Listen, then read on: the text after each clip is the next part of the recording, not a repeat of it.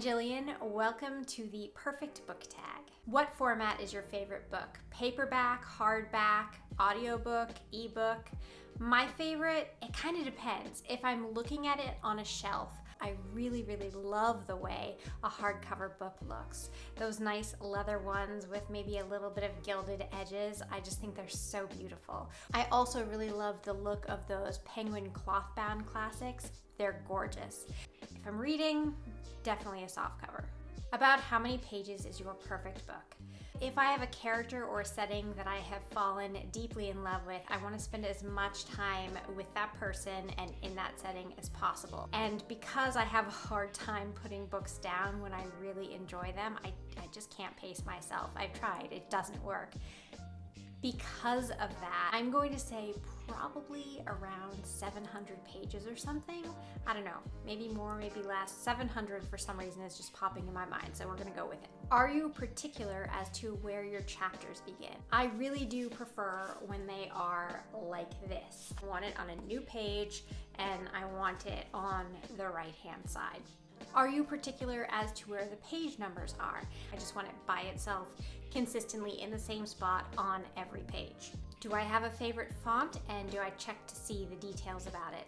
I have never given a thought to font. As long as I can read what is written there, I'm fine. Do margins matter to you?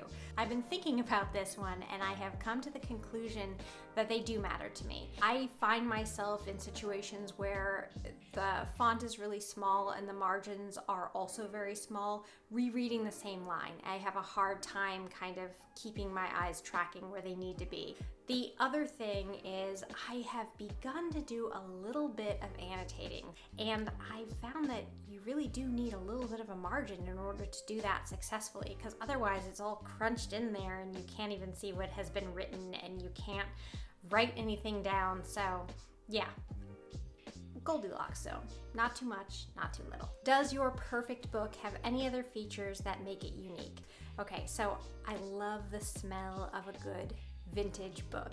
I also love flop. I love when a book will just hang out open without me having to force the pages open so I can see the words, the type that is written down the center of the book. Basically, I don't want any effort when I'm reading a book. I don't want to have to force the book open. I don't want it to have a ton of weight. I know, I'm hard to please because apparently I like really long 700-page books that weigh nothing when I try to hold them up, but we're imagining a best case scenario here. I also really like the kind of yellowed pages that you get with an older book. There's something very nostalgic about that. Show us the cover and what do you find perfect about it? Pretty much all of my books are in boxes right now.